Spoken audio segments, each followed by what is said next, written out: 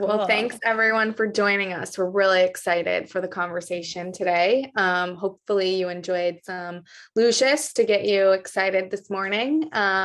We also hope you have some coffee or tea to help you. I know this is early morning session for a lot of you, hopefully.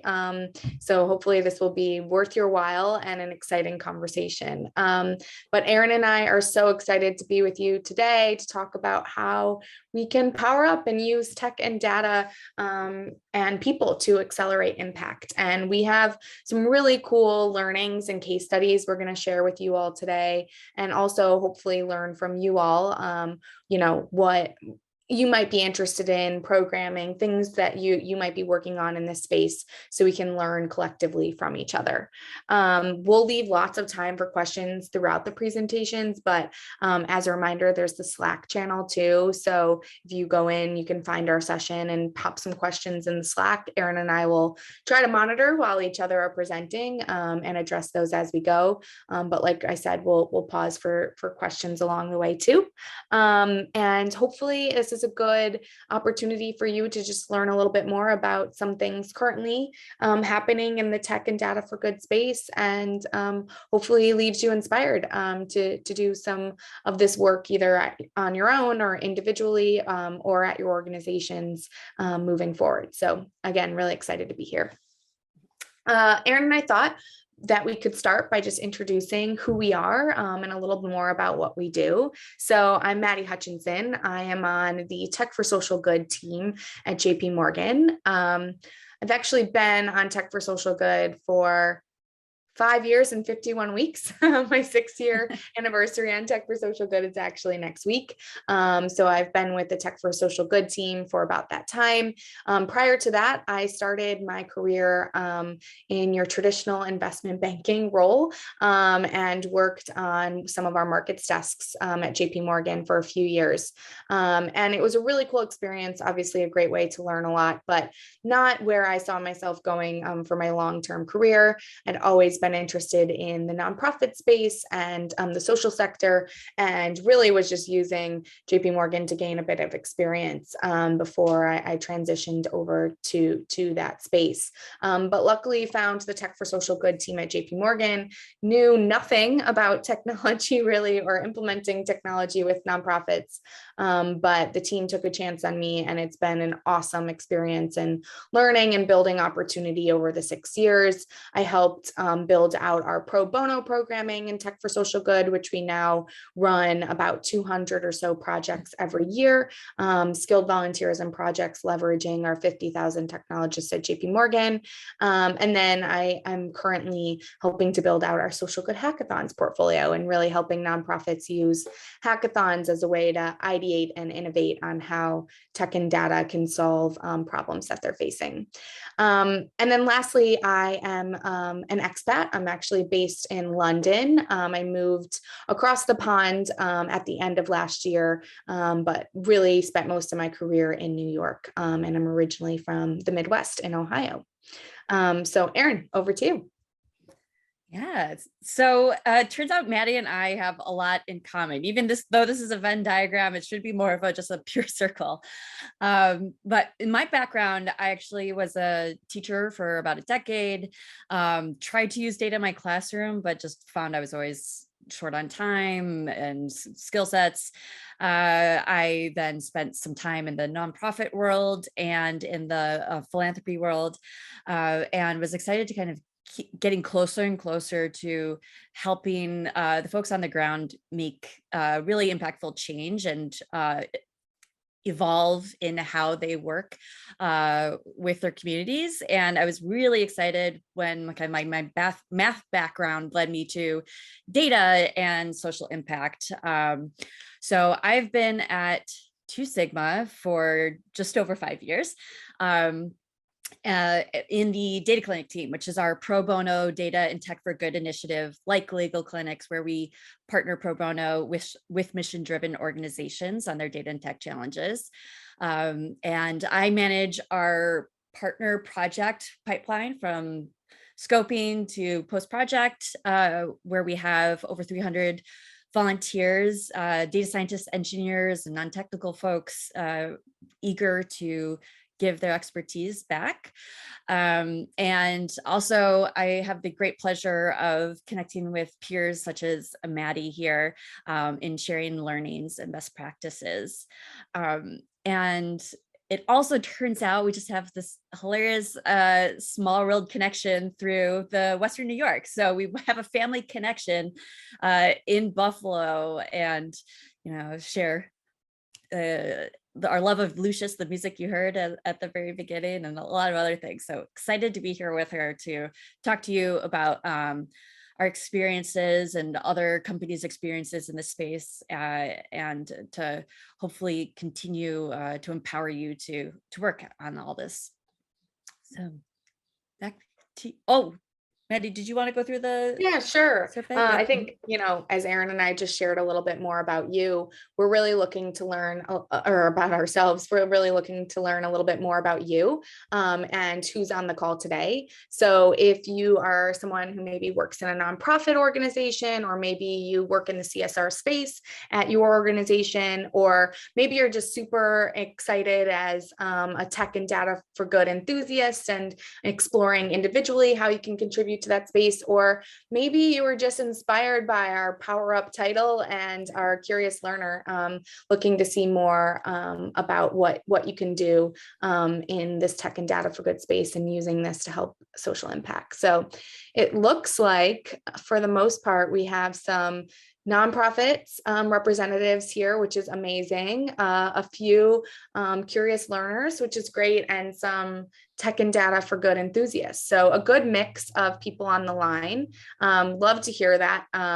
This will help Erin and I kind of figuring out how we can tailor this conversation to the audience, and make sure that we're hitting on points that are helpful for all of these different groups and buckets. Awesome. So before Erin and I deep dive into a little bit more about this work that we see across the tech and data for good space, and how organizations are partnering together and helping nonprofits, wanted to give a brief background on how Erin and I got together and what work is being done in this space. There is a need that the for-profit sector has seen for the scaling of nonprofits, tech and data journeys and missions in order to help them better serve their constituents. And so, as you probably know, a lot of organizations have started tech and data for good programming. And this has been something that was really helpful to obviously these nonprofits in getting resources and skills they may not have in order to build out tech and data solutions that will help them better serve their constituents, scale their missions, develop programming, et cetera. And one thing that we've started to notice by doing work in this space is that nonprofits are kind of on this spectrum of where they're at in adopting technology and data at their organizations. And I call it a spectrum because it's not linear. We're not saying that all nonprofits need to go from point A to point B, or starting line to an ending line, but more so we've started to recognize that when working with nonprofits and kind of engaging with them, we've bucketed nonprofits into what we like to call these 4 buckets. And I'm sure some of the nonprofit partners on here can relate with where they may fall. But we wanted to use this as a catalyst for how we talk about our case studies today and some of the work that we've done, just to show that no matter where nonprofits are on this spectrum, there is opportunities for them to engage with corporates to help with their data and tech needs. And, there's not really limitations for what we are or not able to do, depending on where you are on this spectrum. A lot of the organizations presentations and case studies we're going to highlight, you'll be able to see that we've worked with nonprofits from a variety of different mission areas, focus areas, as well as kind of their adoption of technology or data. And so we bucketed into these 4 buckets, starting with the accidental techie. This is what we think of as that organization who maybe doesn't have a dedicated technology resource, but instead has what we call the accidental techie, which is typically the person who maybe is a millennial or knew how to work the Zoom account, or is really one of their program managers who has great experience in basic technical things like maybe databases and or updating website, or is really able to play around with certain things, but they don't have a formalized role in technology at the organization. So hence the accidental techie. And a lot of nonprofits start with maybe this as they're starting to think about using tech and data a little bit further. Then we move on to the power users. These are where a lot of the nonprofits, at least we at JPMorgan, see that are those individuals who maybe have tech or data platforms that they're using, but they're really using them with the basic functionality. So maybe you have a CRM or a data analysis tool that you may use at your organization, but kind of using the out of box or basic functionality of that, but you're really great at doing that. Then the next bucket we see are the innovators. So these are organizations that have taken those technologies out of the box and maybe started to customize or think about what technology you could use in conjunction with those existing platforms to really meet your needs and help you scale your programming and mission.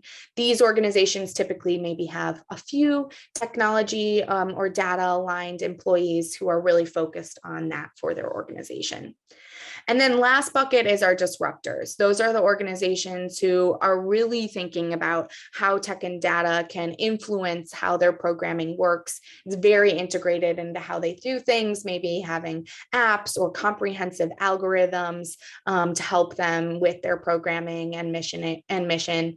And these organizations typically have like teams of technologists or data scientists at their organizations, really helping them to build out what their tech and data adoption may look like. So, Erin, sorry, I think your Zoom popped up. Yeah. So this is where we see our kind of 4 main buckets of where nonprofits are at. And again, this is more of a scale, not necessarily a linear line, but hopefully these buckets, you can relate to if you're at a nonprofit organization, or if you're working in this space, you recognize that this is really a journey that a lot of nonprofits are going on as they're thinking about using tech and data.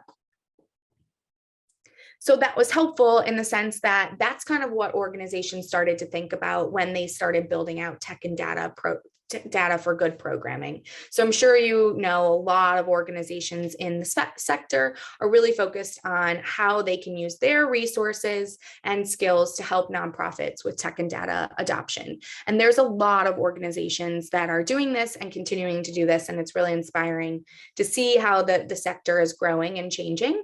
But what we've started to recognize, Erin and myself, is that we were going to conferences and meeting others in this space and really learning from each other, starting to ask questions like, how did you build that out? Or, we want to start a pro bono or skilled volunteerism program. What were those steps you took? Or how are you helping nonprofits? We're seeing a lot of them with these types of tech or data challenges. And it really was just some informal catch-ups at annual conferences like this, and really getting to learn from each other. And so in 2018, JPMorgan recognized the need to maybe formalize this a bit more and bring together a group of individuals who are running these tech or data programs to launch a Tech for Social Good symposium.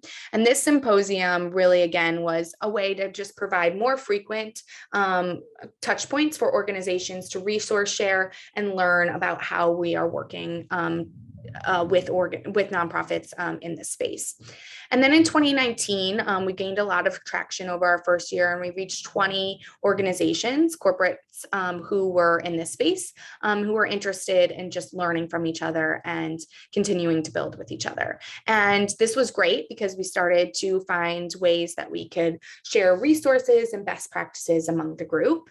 And it wasn't until 2020 that we started to recognize, wow, a lot of us are working, in the pro bono space. A lot of us have hackathons, grants that we're giving out. And maybe some of us are even working with the same nonprofit organizations. So we started to try to think about how could we collaborate across this space and what does collaboration look like?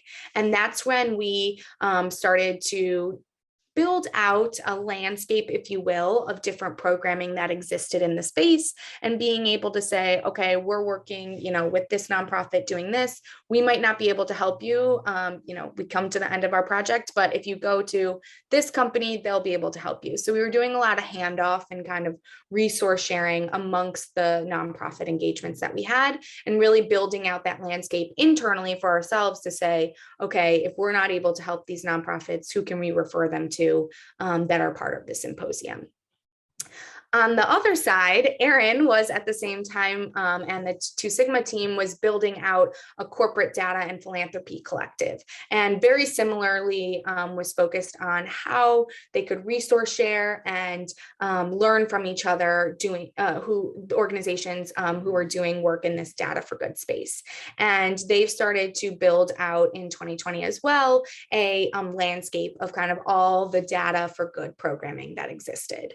And what was funny was we started to recognize that organizations were kind of double counting in both of our organizations. So we had some corporates who were part of the corporate data philanthropy collective and some that were part of the Tech for Good Symposium. And they kind of said to us, hey, Erin, Maddie, you guys should meet. You guys are doing very similar stuff across the space. And in 2021, that's when Erin and I decided to merge the Tech for Good Symposium and the Corporate Data Philanthropy Collective into one.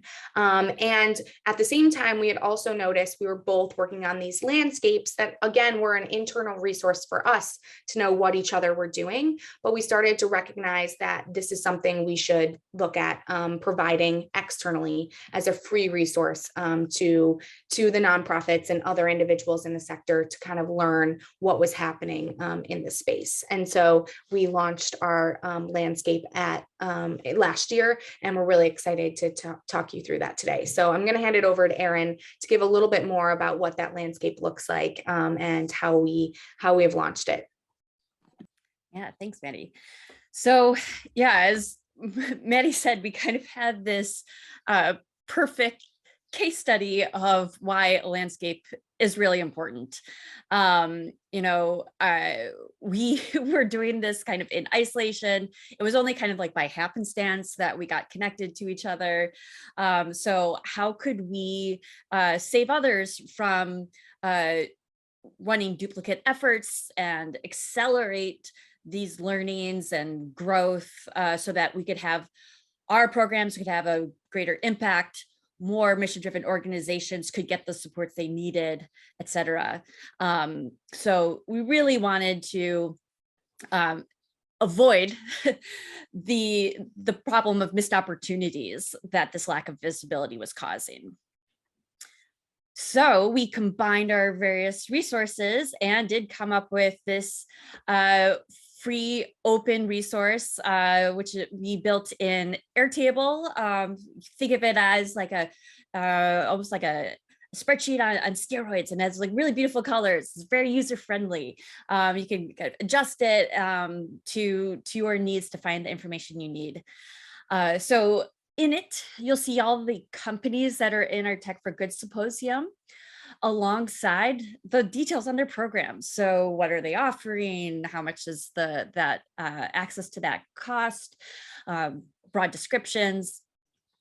And this is where it kind of turns into a yellow pages, where you have direct contact information, which I got to say is one of the things that was hardest to find back when we were setting up a data clinic many years ago. We were spending so much time on Google trying to find the website for the different programs and the contact links. And here we go, we've got consolidated it. And lastly, you'll also find some descriptors, indicators on the types of partners that these programs work with. So is it NGOs? Do they work with B Corps? Is it, they actually go directly into the communities? And do they have any specific topic areas that they work on? So this is seen as an actionable yellow pages directory of the tech and data for good landscape. And, we hope, as Maddie said, that this is going to lead to a lot of great learning and opportunities, and very specifically that the social impact world will feel empowered to actually find supports that are relevant to their needs. So rather than spending hours in internet searches, hopefully this will take that down to just a couple minutes, and then immediately getting into shooting off emails, having phone calls, etc. Mission-driven orgs have limited time and bandwidth. Then, as Maddie said, we were already kind of doing referrals before with the orgs we were familiar with. Now that we have a better view on the landscape, we can make more referrals, more effective referrals, to ensure that no need goes unmet. With these supports existing, there should always be a partnership somewhere between the need and the support orgs. And then lastly, not only can Maddie and I, now that we know about each other, share our experiences and learn from each other and about our different types of programs, but hopefully this visibility also will inspire other corporates, other for-profits to maybe set up a program of their own. It can be pretty intimidating to, get your feet wet, but now that you have folks you can immediately reach out to, hopefully that can lower the barrier to entry into this field. So with those goals in mind, we want to pause before we see the landscape in action, see if there are any questions from you all thus far on the symposium, or kind of the initial impetus to create this landscape and put it out there in the public. And Maddie, I think I've accidentally shared my entire screen rather than just the program, so I can't see the chat. Yeah, no questions yet in the chat or the Slack, Erin. Right. But one thing, maybe while people are thinking of any questions they may have, one question I think we get a lot, Erin, is like, okay, these are maybe seen as traditional competitors in the space who are now working together to produce this this collective resource. So how does that work, and what do we do to make sure that it's as comprehensive as possible and highlighting, all organizations equally? Mm-hmm.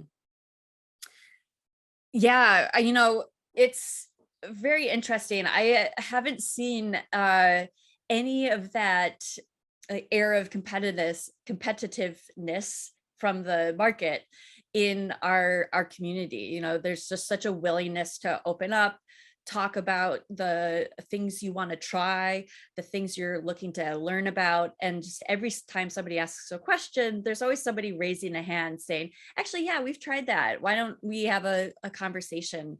Or I'd be happy to do kind of like a deeper dive presentation in our next meeting. So I think it just kind of goes along with the sector that we all recognize that the only way we're going to make impact and more impact is by reducing redundancy and continuously growing and learning. We have to scale somehow, and that's by not making the same mistakes others have and continuously improving upon what we've done before. So every professional I've seen recognize that need and sees it as a crucial element of success for their team and for the folks that they're trying to impact. I don't know if there's anything else you would add on that, Maddie. No, I think you hit it on, Erin. We always say this is one space we're not competitive in, where we are happy to share our learnings because the demand for our Tech for Good programs is way higher than the supply that we can do each year. So totally hit it on the head. Erin, Rachel did ask a question. Are the organizations in your landscape service providers or funders, pro bono or for-profit? Great question. And excited to tell you that it's actually all. So the great thing is maybe not every company on there provides all those things, but you'll see those all represented amongst the various programs that are in the landscape. We have funders, we have folks who provide consulting, we have kind of direct partnerships with sharing skills, we have software credits or service discounts. We're going to go through some case studies to see this in action and how you can drill into the landscape to find those various characteristics that you might be looking for.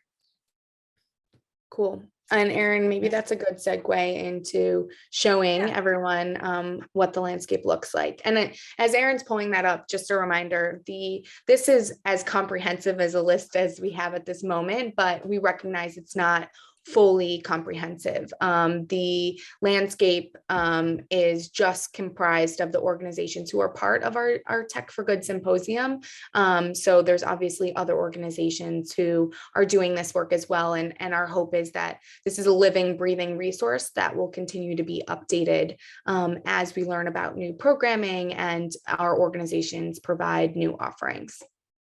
Yes, great point. And hoping that events like this will attract other folks to join our community and share their information through this resource.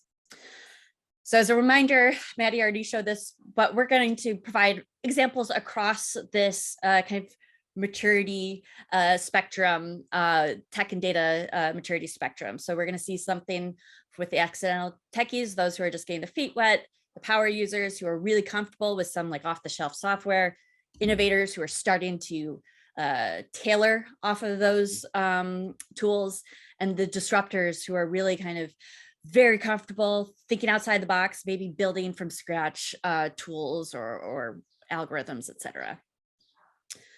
So let's say that you start off as this accidental techie, and you're at an international NGO. You are looking to convene local community orgs on the ground, and specifically you're working in gender equality.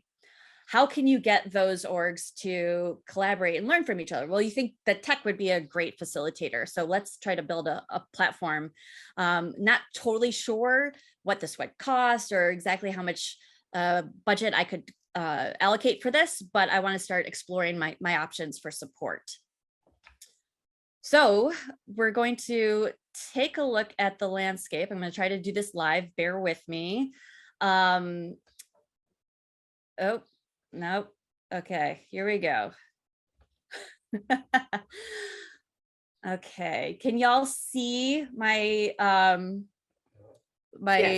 Google Chrome window? All right, so I'm going to bit.ly/T4G Tech for Good Landscape. Got a short link and we'll share that again at the end. And you come to the Tech and Data for Good landscape. Actually, make this a little smaller here. So I'm going to go up to my filters. Here I have all the programs in one go when I first go to the window with over 60 programs. But if I filter, I can go through the various categories I just talked about. So first off, I'm looking for, if I want to build a tool, I might need some access to skills for people who can actually build that platform. And I might need some help in learning how to facilitate that tool afterwards. So maybe I do skills building as well. And then next column right after that is cost. So if I go in, I'm TBD, so I'm going to not do any filters on that. I can figure out, well, who do these programs work with? So if I go to we work with, I said I'm an INGO, so click INGO, that's pretty easy. And I'm working in gender equality, so I can also filter on the sectors that they work in. And right now, we tried to find the most universal language for this. So we've been using the SDGs as our sector-specific programs, but you can also click any sector. So the programs that are sector agnostic, that's great. But I also want to check the folks who specifically work in gender equality. And what do we know? We've got about 13 programs here that do offer the kinds of things that I'm looking for. And let's say that I've actually connected with Dell in the past, and I think they're really great. So would love to learn about what their tech pro bono program is.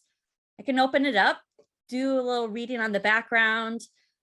I can see that you have to be a registered nonprofit or charity, and I've got an email address. So I can immediately click on that email, start the conversation with Dell, and see if they might be a good partner for this specific need.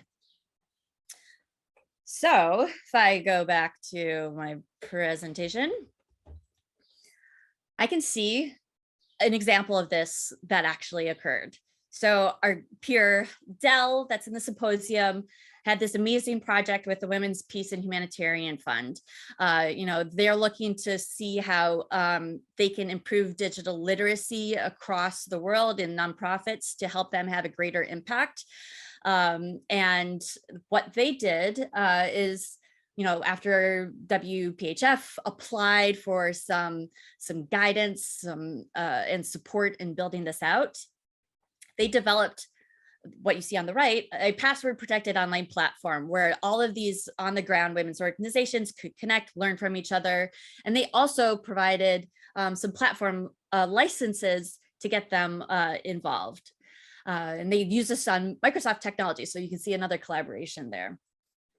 And this has been so successful that WPHF has actually expanded, created a whole learning hub with over 800 civil society leaders. And as you see, over 13,000 visits, really positive feedback. So it was a really successful program. But we would be remiss if we didn't also show that we learn a lot. These aren't just pure, successes. We also see where there are gaps and where we can continue to learn. That's the whole point of this learning community. So Dell shared that through this, they saw that while they were able to facilitate the visibility and networking between these orgs, that a lot of the small programs still needed additional guidance to know that this exists and that how and why they should actually make use of it. So there was some additional bandwidth that was needed there.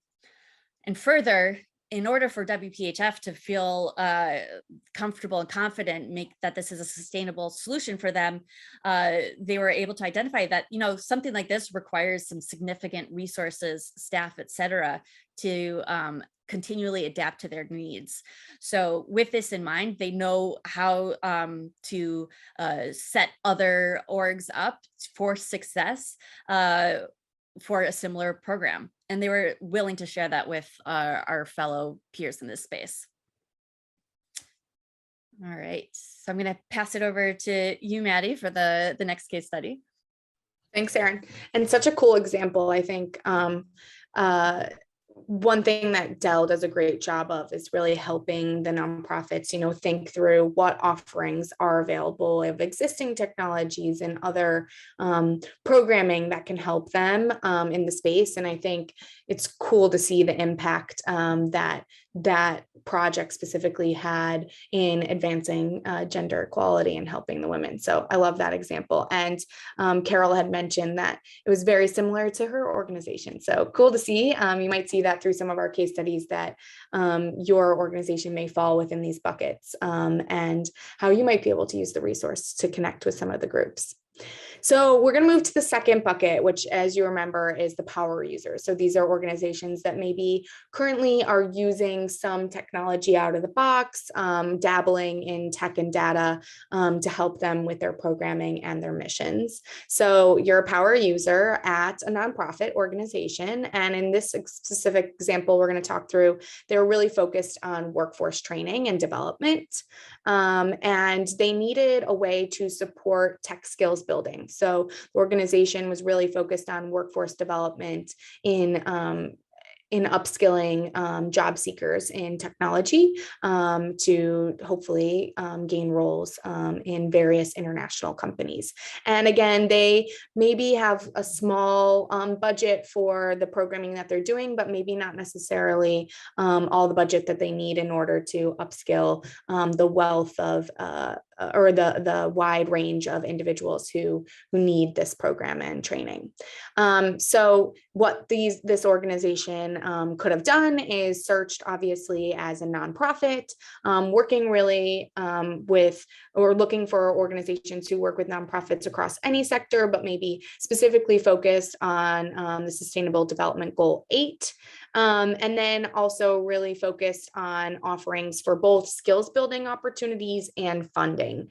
This specific example, the organization was looking for some grants to help with their upskilling. So that led them to learn more about Microsoft and the Microsoft Philanthropies program. And Microsoft does a lot of great work in the tech and data for good space. This specific example is going to be around some of the work that they did on the upskilling of helping with the upskilling of the workforce in technology. And one example of an organization they worked through with this programming is Africa Tikkun. And this organization is really responsible for upskilling those job seekers in recruiting and assessing them across South Africans for in-demand jobs. But they're just one organization in a wide pool of organizations that Microsoft has partnered with, and really focusing on, again, upskilling job seekers, and especially focused during the pandemic. Obviously, a lot of roles went virtual. There was a lot of furloughs, a lot of layoffs. So there was a lot of job seekers looking for new opportunity and that training.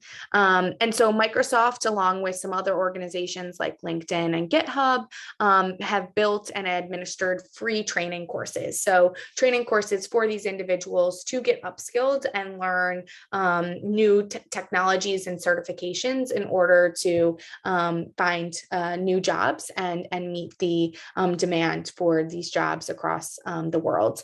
And so through their programming, Microsoft was able to provide these low cost test and certification programs to the nonprofits, as well as grants. So through their programming, able to provide some funding to help these organizations like Africa Tikkun, who are working on building this out. And through that programming, they've trained over 30 million job seekers, and Microsoft's provided more than $20 million in cash grants to organizations working in the workforce development space. So a really cool way to show the scale that a lot of this programming can do, and the reach that it has in helping to upskill the job seekers out there for new opportunities. So a great case study of how the landscape can help you find those funding opportunities and skills partnerships.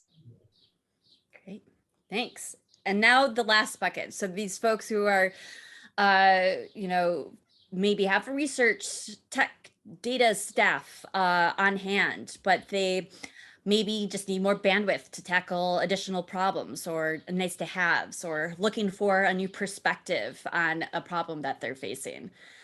So for this case study, we're going to look at an innovator, again, a nonprofit, but a reminder that there are programs that work with B Corps, government agencies, research institutions, et cetera. And this nonprofit works in disaster. Oh, wait. It's all right. Erin's trying to do my slides, so that's okay. I was going to let you go, Erin. Apologies, Maddie. I just got so excited. okay. I was gonna let you go with it. No, before we get to Erin's great case study example, just yes, this organization's working in disaster recovery, and really was focused on trying to find an integrated survey tool. And they did partner with our organization in the past, and I'll get to that when we flip to the case study itself. But they were really looking for a way to integrate a survey tool with their existing CRM platform. And they had a very small budget to help build this out. And so this is actually an example of how the organization could find this. Again, searching by the nonprofits, really working in any sector, then looking for offerings on access to skills or pro bono, and thinking, with the small budget that they had, really looking for something that was a true pro bono or a free resource for the nonprofit to leverage. And that is maybe how they landed up on our JPMorgan programming and our Tech for Social Good programming. And this case study is specifically with an organization called React, previously known as Team Rubicon.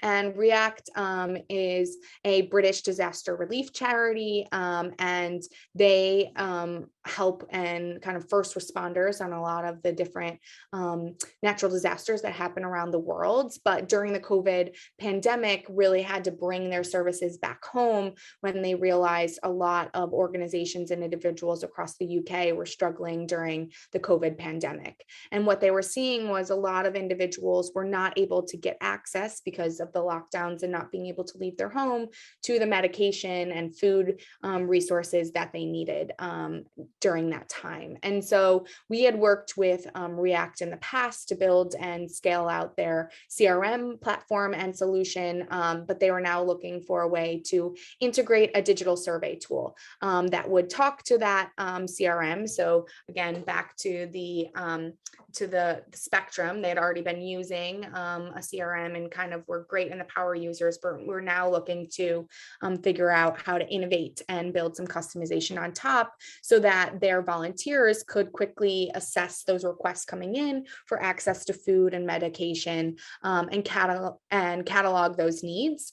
And then also they were really focused on the data security. Obviously, a lot of information about people, where they live, what medications they were on, the access to food that they needed are some highly sensitive topics. So what would be a secure way of collecting that information, sharing it with the volunteers who are going to go out and help source some of those items for people, and then also needed an opportunity to do this offline, as not all the volunteers were going to have access to data while they're working on the iPads that the nonprofit had.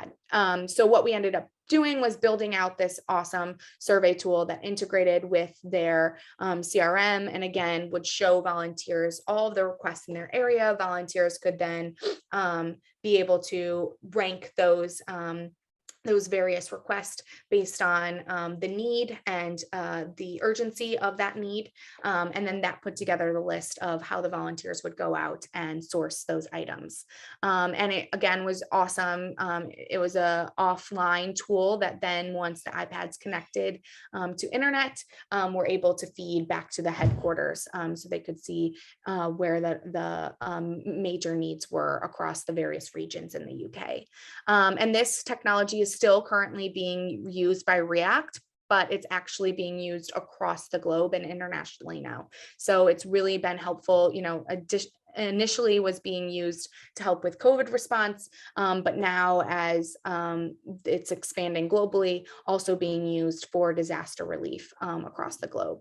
And I think our key learning from that was really at any moment, a lot of nonprofits' needs can change based on a current landscape. They had their tools that they were using with our previous partnerships in their CRM, but obviously during the pandemic quickly needed this surveying tool. And now they've been able to kind of adopt it and use it to help with back in their disaster relief focused work.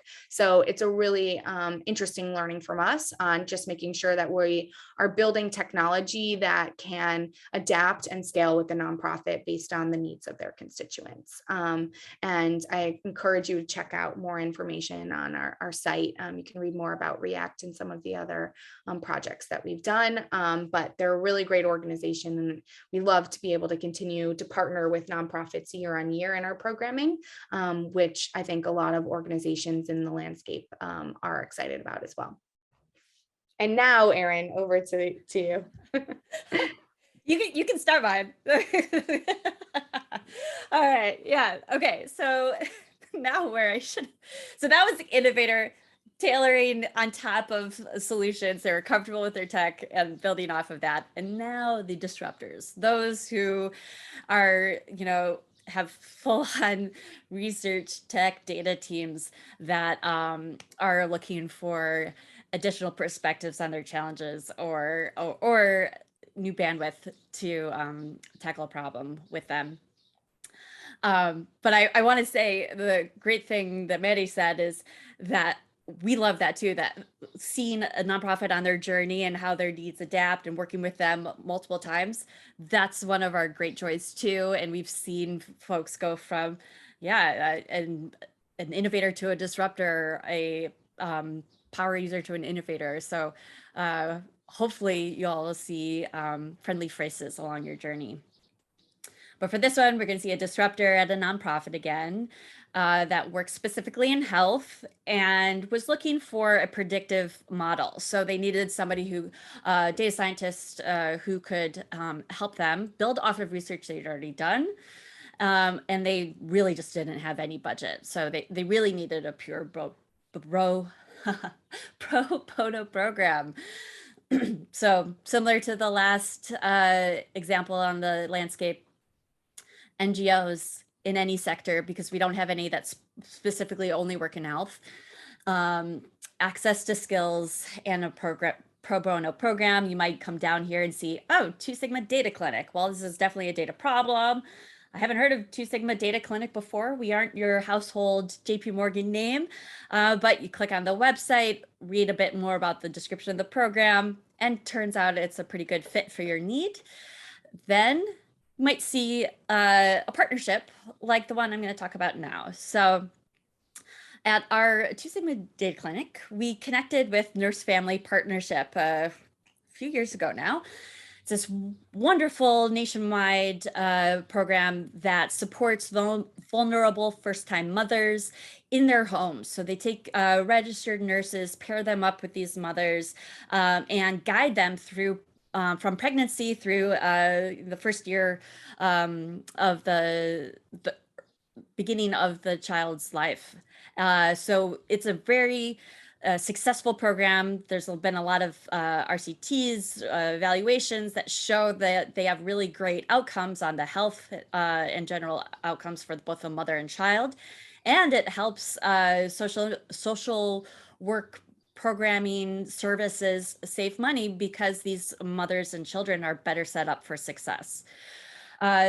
Unfortunately, though, they saw a fairly large drop off in the program. So about 2/3 of the moms left early for one reason or the other. So they came to us and asked, could we help them try to flag which moms might be at risk of dropping out so that they could take more proactive preventative measures and keep them in the program longer so they see more of those benefits themselves. So our team of data scientists worked with a Nurse Family Partnership, built this predictive model that the nurses can now receive saying, hey, we think this mom might drop out in the next 2 months. And the nurse can go pick up the phone, go visit the mom proactively, maybe outside their schedule to see what can we do to better support you in your journey. We did this over a long-term part-time collaboration, working very closely with the research team at NFP that actually already did some initial work on finding correlates with program retention, but they needed help distilling such a complex problem and thinking about it in a more kind of predictive future view to better learn how the past can help us understand the potential future for these moms.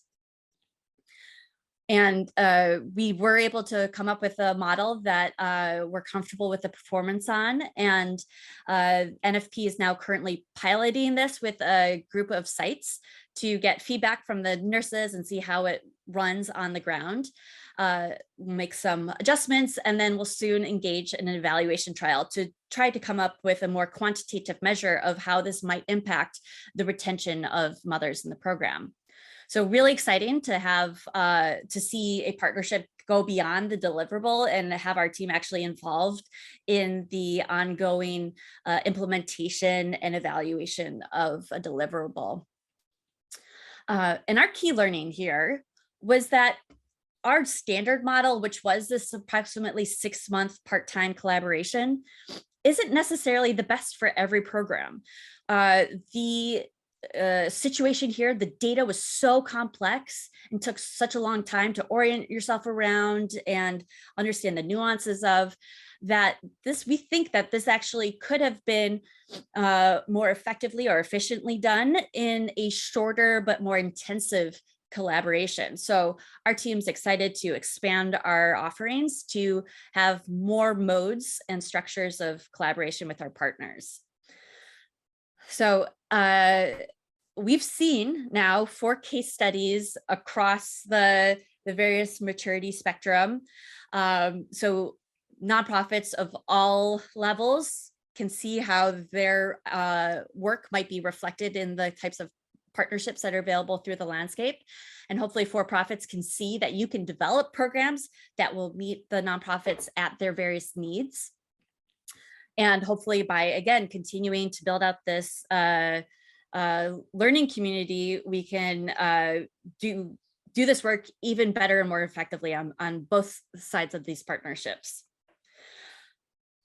But that was just the first step, right? So what comes next after you identify a partner, and hopefully that just a couple minutes of filtering and researching on that landscape. Obviously, every program's scoping or engagement model is going to look slightly different. But there are some things that are pretty common across the board. And so we want to just get you set off on the right foot, thinking about the kinds of topics that you might want to discuss in your first, second conversation with these programs. Doesn't matter if you're the mission-driven org or the support organization. These are some of the topics that are pretty important to lay out at the beginning of your conversations. So first off, kind of like a more technical thing, what's the bandwidth needed for engaging here?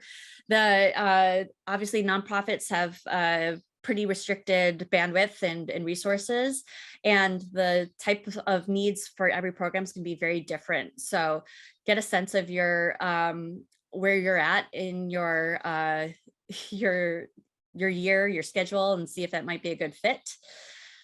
Next up, it's really important to understand if any data, tech, or topics are off limits.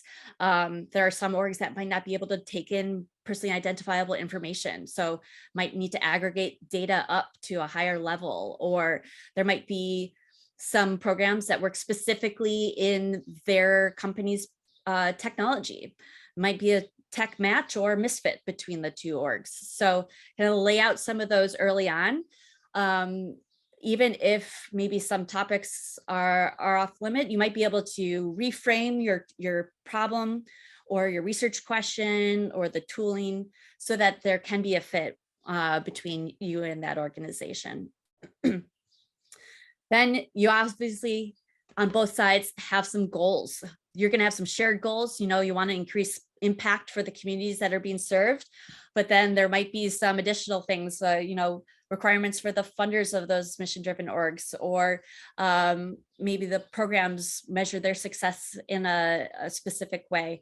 So lay out your goals, your vision, so that you can make sure that you're aligned both on the specifics of the project and the big picture during and after the project, so that you're really working on this together and you're working in concert. Next up, it's really great to understand how your past experiences can influence this. On the support org side, if you've worked on a similar project that might be applicable here, again, reduce redundancy, stop recreating the wheel. Think about how you can build off previous solutions and adapt them to new scenarios. The more we can be nimble and reuse learnings, the more we can reach more orgs and see how adapting can make real impact. On the nonprofit side, if you already tried solving this problem, but it didn't work, make sure that that learning is shared early on so that you're not spinning your wheels on old tried, test and failed solutions. We also want to make sure that we're being very respectful, responsible in these projects. So how do we ensure that we work very responsibly with this vulnerable population or a sensitive topic? That's going to have a lot of different angles associated with that. It might be, what type of training do we have to provide the volunteers so they can work on this? It might be for the nonprofit, what type of contextual information or background information would be really helpful to ensure that this is a really valuable and respectful collaboration. And it might also be some technical conversations around what are the biases present in the data and what type of contextual information do we need to bring in to understand any hidden factors in this work. And then beyond the actual kind of core work itself, you need to make sure that you're already starting to think about what comes next. So what kind of training or onboarding is provided to ensure a smooth transition from the org that creates that deliverable to the team that's going to manage it moving forward. So you want to make sure you're prepared for that stage of the process. And then lastly, what kind of support is available after the program? So can that nonprofit ping you with questions a year down the road? Great to have that sense of what will be the long-term elements of this partnership. All right, back to you, Maddie. Thanks, Erin. Cool. So I know that we are at almost at time and want to save the last 2 minutes for questions, but Erin and I just wanted to thank you all for joining in the conversation today. I think hopefully you walked away with some good ideas of how technology and data can be used to accelerate change, how partnerships across sector and amongst the sector are so important and crucial to being able to deliver solutions to scale missions and helps better serve constituents. And hopefully you were able to find a little bit more about the landscape and how your organization or you as an individual might be able to use that to help power up some of the work that you are doing in the space as well. We've included a link to the landscape on this slide, our bit.ly link, as well as our symposium email address. Reach out to us. We are always here to help support. We've also included our LinkedIn information and emails to learn more about the programs in our Tech and Data for Good space. And we'll also include this in the Slack chat as well. But yeah, just wanted to take a quick pause and before we wrap to see if there are any questions.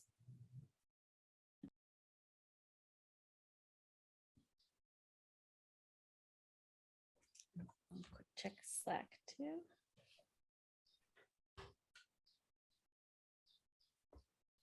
All right. Well, thank you all so much for joining us. Hopefully this was a great session and we look forward to seeing you work with us in the landscape in the future. Yeah, thank you everybody so much. Enjoy the rest of your time at the Good Tech Fest. It's been a pleasure.